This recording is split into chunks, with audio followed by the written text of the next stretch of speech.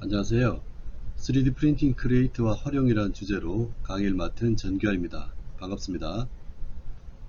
여러분, 3D 프린팅 크리에이트라는 말을 들어본 적 있나요? 네, 아마 처음 들어보시는 말씀일 텐데요. 저는 3D 프린팅 크리에이터라는 직업이 4차 산업 시대에 3D 프린팅 기술과 인프라를 이용해서 새로운 가치와 콘텐츠를 생산하는 사람이라고 정의합니다. 무언가를 만들어내고 경제적 대가를 얻는 사람을 크리에이터라고 하는데요. 잘 알려진 것처럼 유튜브나 인스타, 파워블로그 등이 여기에 해당합니다. 앞으로는 3D 프린팅을 활용한 크리에이터 역시 4차 산업 시대에 중요한 가치를 창출하는 크리에이터가 되지 않을까 기대해 봅니다. 여러분도 3D 프린팅을 활용한 크리에이터로서 자질을 갖추는데 노력해 보면 어떨까 생각합니다. 오늘은 3D 프린팅을 활용한 기술과 시장 규모 그리고 활용, 특히 3D 프린팅으로 만든 인공장기나 항공 우주 분야에서의 활용법, 그리고 3D 프린팅을 보다 안전하게 사용하는 방법에 대해서 설명드리고자 합니다.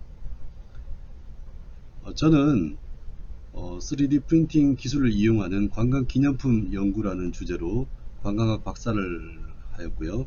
현재 3D 프린팅 앤 메이크박스라는 3D 프린터 제조업체의 대표를 맡고 있습니다.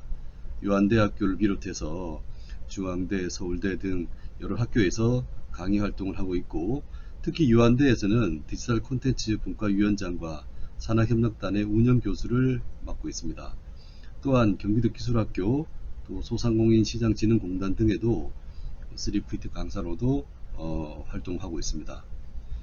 저 역시 3D 프린팅 크리에이터의 한 사람으로서 3D 프린팅 기술을 이용해서 새로운 가치를 만들어내는데 역점을 두고 있습니다.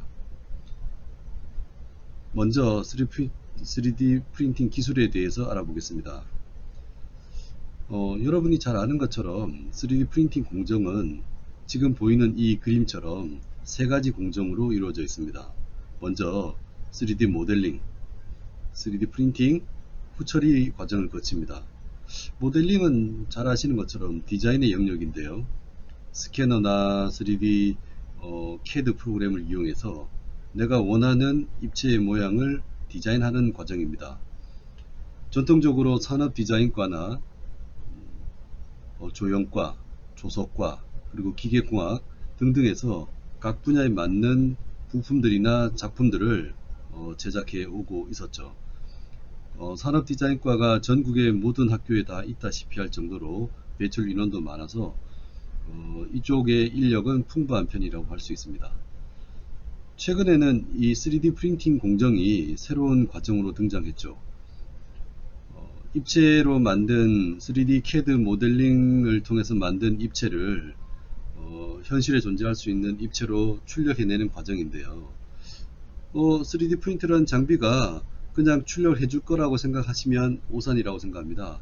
3D 프린터는 하나의 장비에서 여러 가지 소재를 사용하다 보니까 오작동이나 오류가 나는 일이 적려 있습니다. 그래서 3D 프린팅을 잘 다루려면 3D 프린트라는 기계적인 지식을 좀 알고 있어야 내가 원하는 입체물을 잘 만들 수 있게 되는 것입니다. 입체가 만들어진 다음에는 그 자체로 상품화되는 것이 아니라 특별한 후처리 과정을 거치는 게 좋습니다. 예를 들면 샌딩이나 도색 또는 조립 등을 통해서 내가 원하는 제품을 만들어내는 거죠. 이 후처리 과정을 거치면 제품의 가치는 10배, 100배, 1000배 이상 커지게 된다는 점에서 결코 소홀히 할 수 없는 과정이라고 할 수 있습니다. 따라서 3D 프린팅 공정은 모델링과 프린팅, 후처리가 하나의 공정으로 이루어져 있기 때문에 이 모든 것을 다 잘 알아두시면 좋을 것 같고, 특별히 나는 모델링에, 나는 프린팅에, 나는 후처리에 관심이 있다면 그 분야의 전문가가 되는 것도 좋은 방법이라고 생각합니다.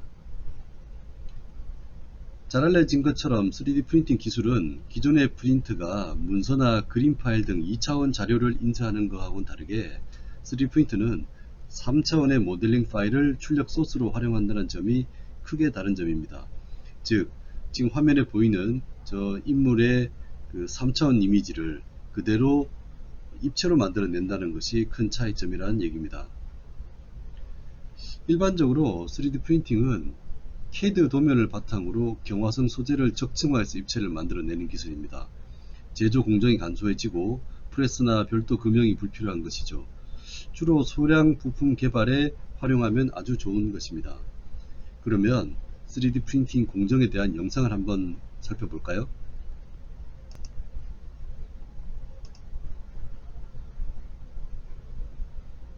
지금 이 영상에서는 4D 웰컴이라는 입체 글자를 만들어 보겠습니다. 가장 먼저 필요한 것은 예열입니다. 베드와 노즐의 예열이 필요하죠. 필라멘트를 녹일 수 있어야 되기 때문입니다.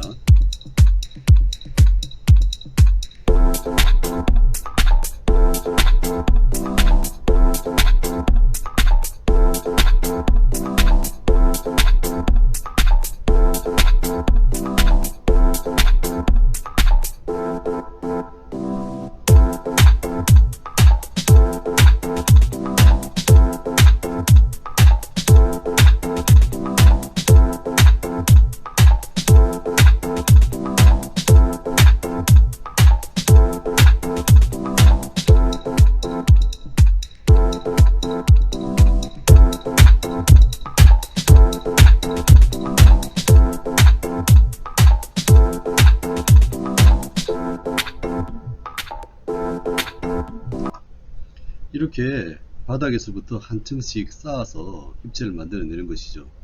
파란색으로 된 입체 글자와 갈색으로 된 서포트로 구성되어 있는데, 서포트는 출력이 끝난 다음에 저렇게 제거하면 되는 것입니다.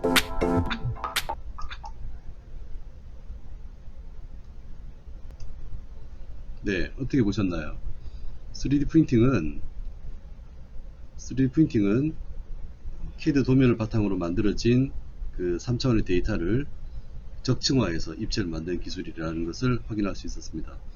지금 화면에 보이는 것처럼 다면체 모양의 와이어프레임 모양의 구조물이 있고, 그 안에 그보다 더 작은 구조물이 있고, 그 안에 그보다 더 작은, 이런 식으로 복잡한 구조물도 3D 프린팅으로 쉽게 만들 수 있다는 것이 3D 프린팅 기술의 큰 차이점이라고 할 수 있습니다.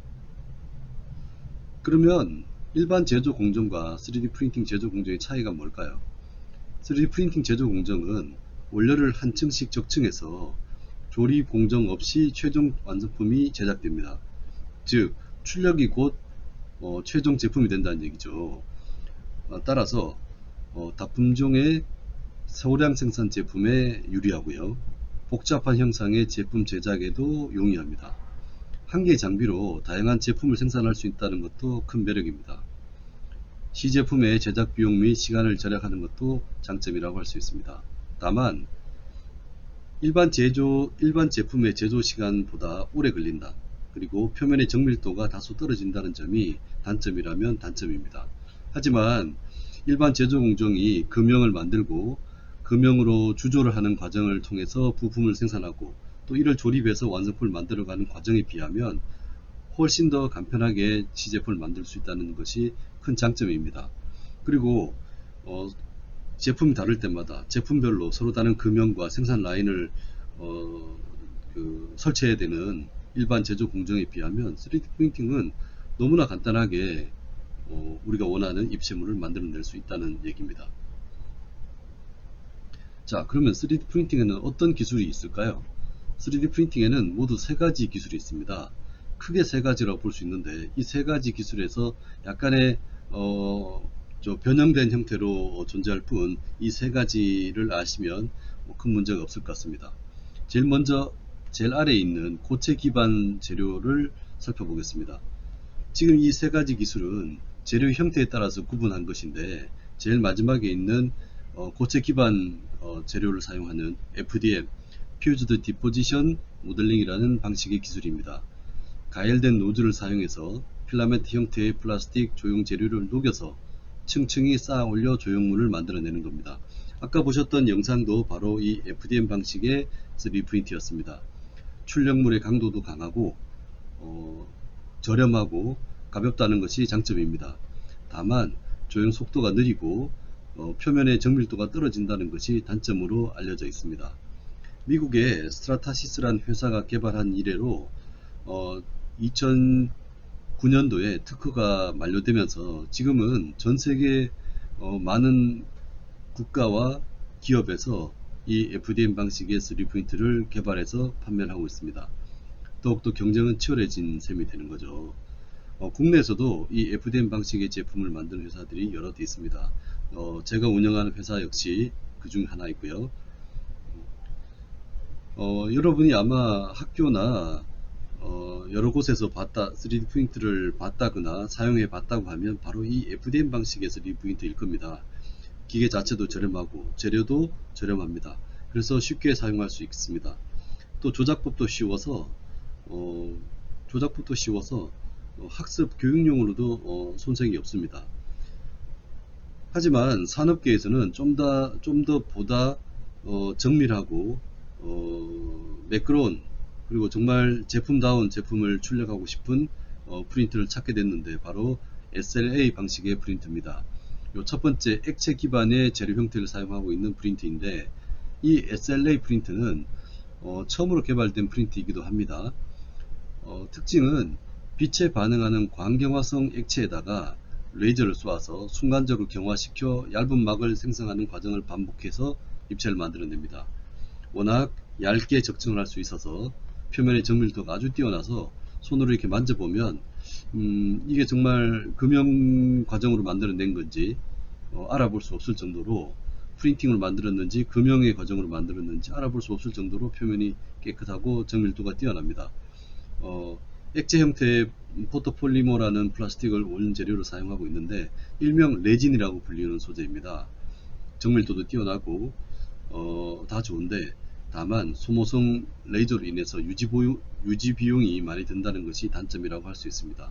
미국의 3D 시스템즈라는 회사가 도입한 이래로 가장 널리 사용되고 있습니다. 특히 고가의 3D 시스템즈의 제품에 대항해서 중국에서 절반 가격 이하로 만들어내는 SLA 3D 프린터들이 많이 보급되기 시작했습니다. 그래서 가격도 많이 다운이 됐고 또 사용자도 크게 늘어나고 있는 추세라고 할 수 있습니다. 세 번째는 분말 기반의 소재를 사용하는 SLS라는 3D 프린터입니다. 이 SLS는 쉽게 말해서 분말 소재를 사용한다는 점에서 가장 큰 특징이 있습니다. 고강도의 레이저로 미세 입자를 녹여서 금형을 주조하듯이 3D 모양의 3D 입체물을 만들어내는 기술인데 사용할 수 있는 재료가 나일론, 폴리스틸렌, 폴리카보네이트, 모래, 금속에 이르기까지 다양한 재료를 사용할 수 있습니다. 금속 소재를 사용한다고 하니까 떠오르는 점이 없나요? 네, 산업계에서 필요한 소재를 제작할 수 있는 3D 프린트로 각광을 받고 있는 거죠. 하지만 이 분말 기반의 SLS 프린트는 제품 가격이 워낙 고가여서 일반 중소기업에서 사용하기에는 큰 부담이 됩니다. 주로 대기업이나 연구소 등등에서 사용하고 있는데 조형 속도가 빠른 장점이 있고 서포트가 생기지 않는 것도 큰 장점이라고 할 수 있습니다. 우리가 알고 있는 바이오 분야에서는 SLA 프린트를, 그 다음에 항공 우주 분야에서는 이 SLS 방식의 3D 프린트를 활용해서 새로운 제품들을 생산해내고 있는 추세입니다. 그래서 이 세 가지 기술 FDM, SLA, SLS 이 세 가지 3D 프린팅 기술 방식을 이해한다면 앞으로 4차 산업 시대에 3D 프린팅 활용하는 크리에이터로서 충분한 자질을 갖출 수 있을 거라고 생각합니다. 그 시작은 바로 FDM 방식의 3D 프린트로 해야 되겠죠. 지금처럼 이런 3D 프린터가 보급이 된 데에는 이 핵심 특허가 만료된 덕분에 대중화가 이루어지게 된 것입니다. 2014년에 3D 시스템즈와 스트라타시스라는 회사가 보유하고 있는 특허, 3D 프린터 관련 특허 90여 건이 만료되었습니다. 만료된 특허의 분야는 FDM, SLA, SLS 등 다양합니다. 특히 FDM 방식, 제일 저렴한 프린트인 FDM 방식은 2012년 6월에 특허가 만료되었고 SLS 방식 역시 2014년 2월에 특허가 만료돼서 이제는 국내뿐만 아니라 전세계 어떤 나라에서든지 이런 기술을 이용해서 3D 프린트를 생산할 수 있고 또 시장을 개척할 수 있게 된 것입니다. 당연히 다양한 3D 프린트 제품이 소개되고 있는 것도 당연하다 할 수 있습니다. 랩넷 프로젝트라는 용어를 기억해 주십시오. 오늘과 같이 4차 산업 시대에 메이커 운동이 활성화된 데에는 바로 이 랩넷 프로젝트의 영향이 아닌가 저는 과감하게 생각합니다. 랩넷 프로젝트라는 것은 2005년도에 영국의 베스대 기계공학과의 어느 교수, 보이어 교수라는 분이 있는데, 이 교수가 랩랩이라는 이름의 빠른 프로토타입 장비 복제라는 줄임말인 랩랩이라는 개념의 캠페인을 펼치기 시작했습니다. 개방형 디자인의 3D 프린트를 통해서 누구나 3D 프린트를 또 개발할 수 있도록 했다는 점이 특징인데, 개방형 형태의 디자인의 제품을 먼저 하나 만들고 그 제품으로 만든 출력물을 또 다른 3D 프린트의 기구부를 사용했던 거죠. 그래서 2008년도 처음으로 만든 프린트, 그 오픈소스 3D 프린트를 다윈이라고 명명을 했고요.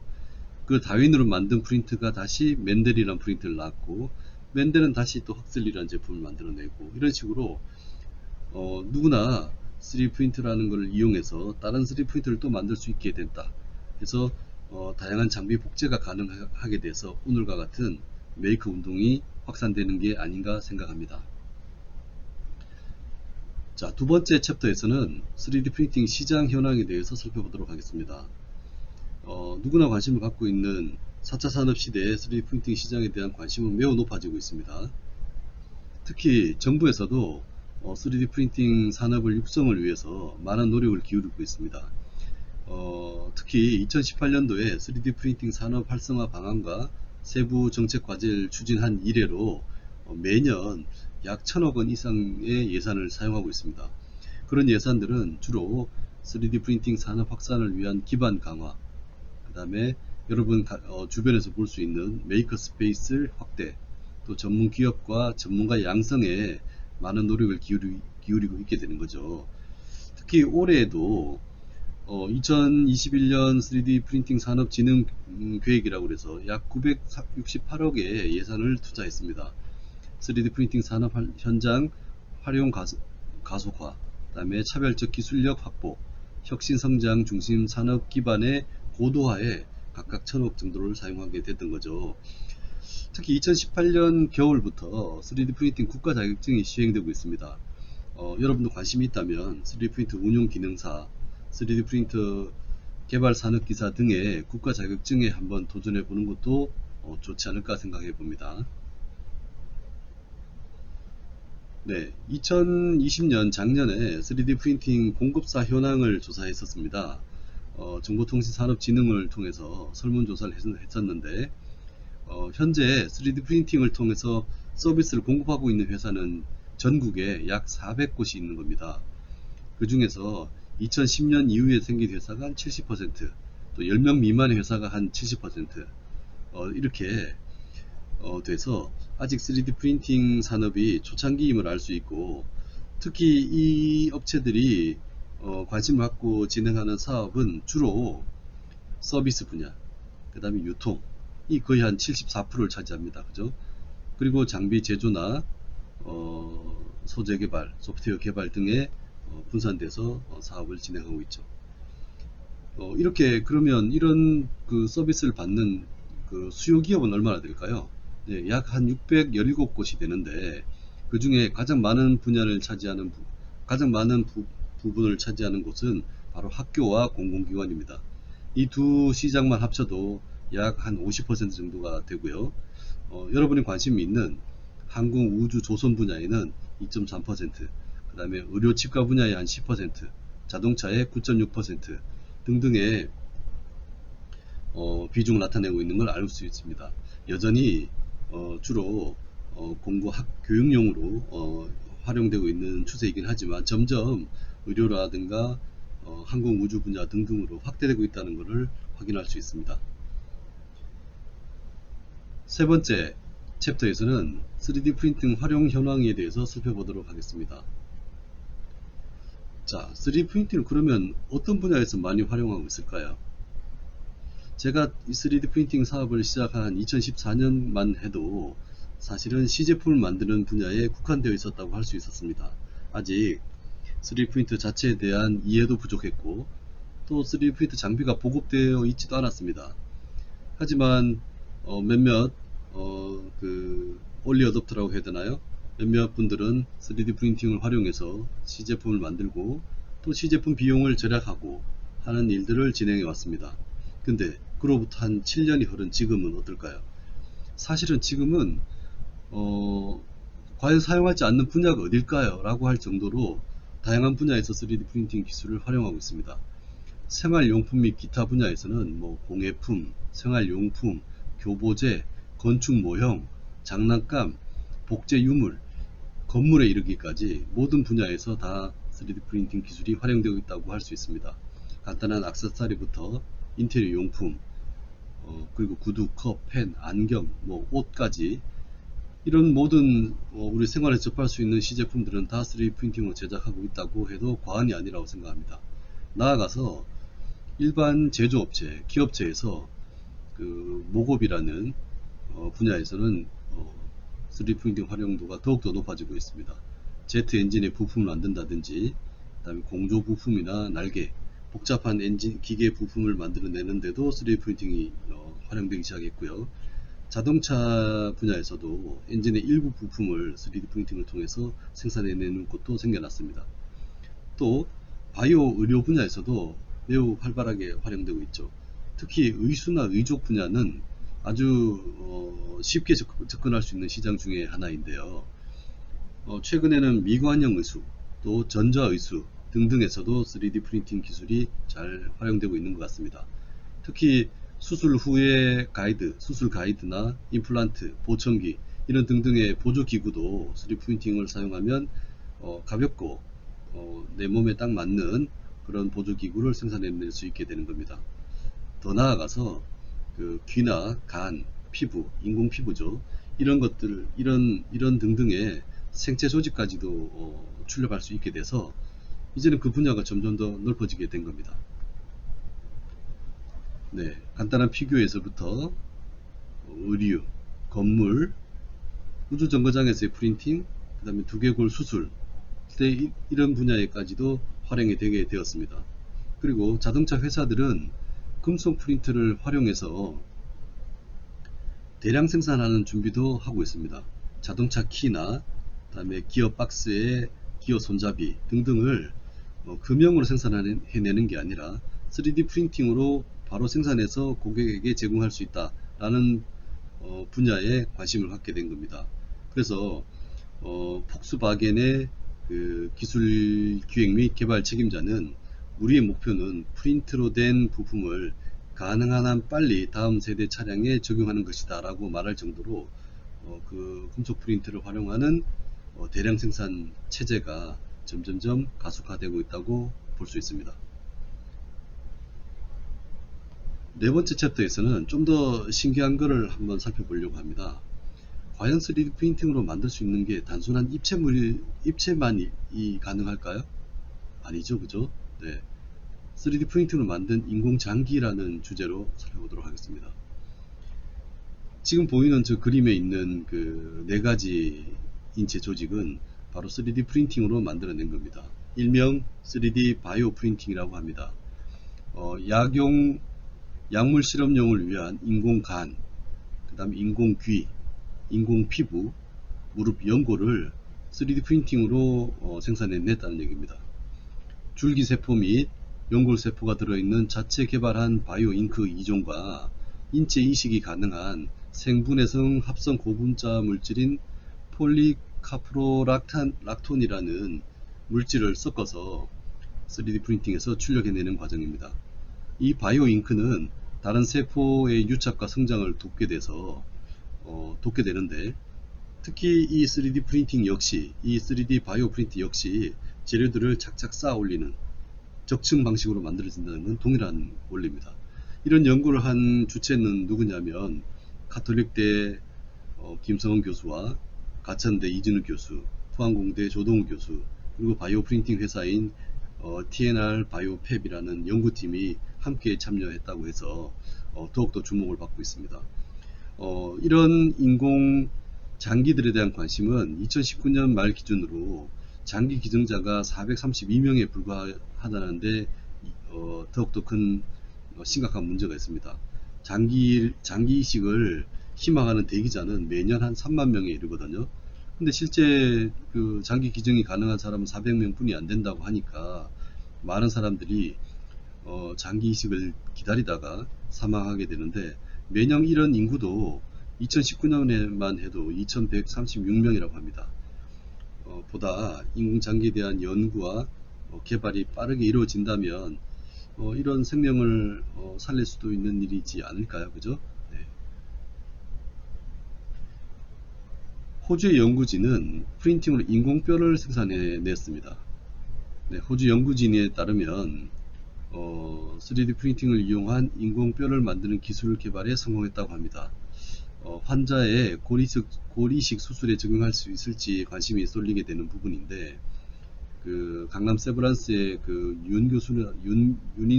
윤인식 교수는 외부 충격으로 인한 두개골이나 안면 뼈 결손은 복잡한 구조로 기존의 자기뼈 이식이나 레진 등으로 수술이 쉽지 않았습니다. 근데 금속 프린트를 통해서 만든 임플란트로 대체하면 10시간 이상 걸리던 수술이 단 몇 시간에 줄어들고 거부 반응도 없어서 수술 경과가 그만큼 좋아진다 라고 기대하고 있습니다. 네. TV 방송 프로그램을 통해서 몇몇 사례들이 소개되고 있거든요. 네, 환자의 그 뼈를 연골 뼈를 대신한다든가 복숭아 뼈를 대신해서 3D 프린트로 만든 뼈로 대체해서 수술에 성공했다는 소식들은 종종 들려오고 있기 때문입니다. 다섯 번째 챕터에서는 3D 프린팅과 항공 우주 분야에 대해서 살펴보도록 하겠습니다. 3D 프린팅 기술이 항공 우주 분야에서 매우 유용하게 사용될 수 있을 거라고 짐작이 되고 있습니다. 그런 사례도 이제 뚜렷해지고 있습니다. 네, 특히 민간 우주 시대에 주목받는 우주 3D 프린팅이라는 주제로 다양한 기업들이 활동한다는 걸 알 수 있습니다. 먼저 66m 로켓도 찍어낸다. 우주 3D 프린팅 시대. 그 제목만 들어도 설레지 않습니까? 네, 미국의 우주 스타트업인 렐러티비티 스페이스라는 회사가 재사용 로켓인 테란 R을 개발하겠다고 발표했습니다. 이 회사의 특징은 기존에 이 회사가 만든 그 3D 프린트로 엔진을 포함해서 모든 부품을 3D 프린팅으로 제작한다는 겁니다. 근데 이렇게 되면 3D 프린팅 기술을 활용하면 부품 수가 기존 로켓의 100분의 1, 그리고 제작 기간도 60일 이내로 줄어들게 돼서 획기적인 변화가 생기는 거죠. 네, 높이 한 66m, 최대한 2만 kg을 실을 수 있는 테란 R이라는 로켓은 완성된다면 2024년, 내후년 정도에 발사될 수 있을 거라고 생각하니까 놀랍지 않을 수 없습니다. 그죠? 그리고 여러분 잘 아시는 앨런 머스크, 테슬라라고 들어보면 아시잖아요. 그죠? 앨런 머스크가 설립한 스페이스X에서도 로켓인 펠컨 9이라는 로켓이 있지 않습니까? 그죠? 그 엔진의 밸브를 3D 프린트로 제작해서 몇 달이나 걸릴 걸 단 이틀 만에 만들어내는, 그래서 주물틀을 만들고 쇳물을 붓고 이런 과정을 크게 줄일 수 있었다는 거죠. 이렇게 새로운 변화들이 생기고 있습니다. 이 3D 프린팅에 주로 사용되는 소재는 탄소 복합재를 사용하는데 금속보다 강하면서도 가벼운 거죠. 그래서 뉴질랜드에 있는 어떤 로켓랩이라는 회사는 고온과 고압에 견디는 로켓 엔진을 개발해서 발사하는 데 성공했다라고도 합니다. 네, 이걸 표로 만들면 이런 표입니다. 네, 렐러티비티 스페이스는 부품 수를 기존의 100분의 1로 줄여서 제작 기간을 60일 이내로 할 수 있다는 발표를 했고요. 금방 말씀드렸던 뉴질랜드의 로켓팹은 탄소 복합재로 엔진을 개발해서 225kg까지 탑재를 했다고 하고요. 스페이스X는 밸브를 이틀 만에 제작했다고 했죠.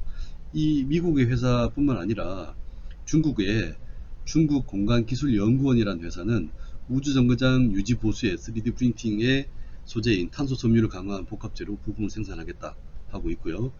또 미국의 아이콘이나 미국의 AI 스페이스 팩토리 같은 데서는 달 표면의 먼지로 콘크리트 같은 물질을 제조한다든가 3일 만에 우주인의 거주지를 제작한다든가 이런 노력들을 하고 있습니다. 또 이스라엘의 알레프 팜스라는 우주 식량을 만드는 회사에서는 우주 정거장에서 배양육을 생산하는 데 관심을 가지고 있습니다. 지금 보이는 이 장면은 미국 기업인 메이드 인 스페이스라는 회사가 나사하고 협력해 가지고 우주 정거장에서 3D 프린트로 공구 렌치를 만드는 데 성공했고, 그거를 이렇게 보여주고 있는 모습입니다. 이거 관련해서 영상을 한번 살펴보도록 하겠습니다. 3D 프린터가 꿈을 현실로 만들어가고 있습니다. 유럽 우주기구가 3D 프린터를 이용해서 달 기지를 건설하겠다는 계획을 공개했습니다. 안서현 기자가 보도합니다. 45년 전 인류는 달에 첫 발을 내디뎠습니다.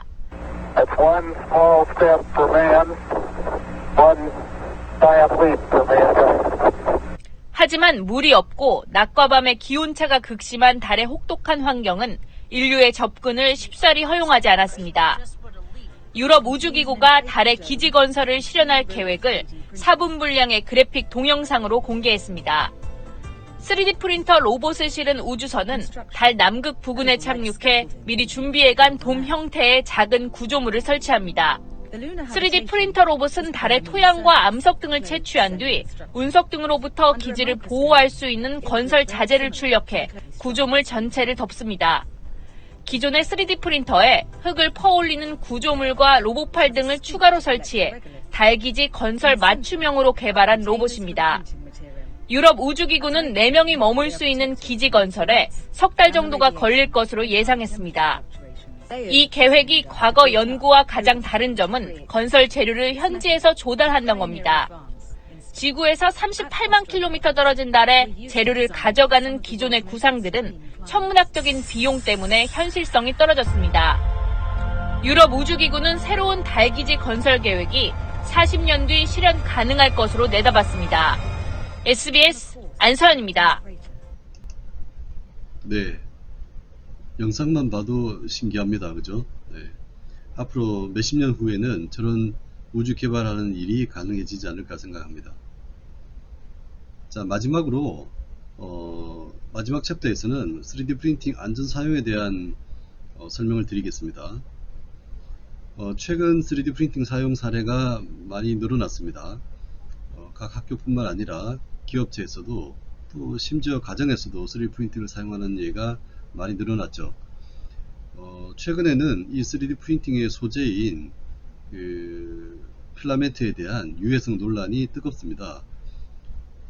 왜냐하면 3D 프린팅이 고온의 노즐을 통해서 필라멘트를 녹여서 입체물을 만들어내잖아요. 그러다 보니까 출력 과정에서 알 수 없는 유해가스가 나오는 게 아닌가 의심하고 있습니다. 따라서 아직 안전한 실태 조사가 될 때까지라도 우리는 안전하게 사용할 수 있는 방법을 터득할 필요가 있을 것 같습니다.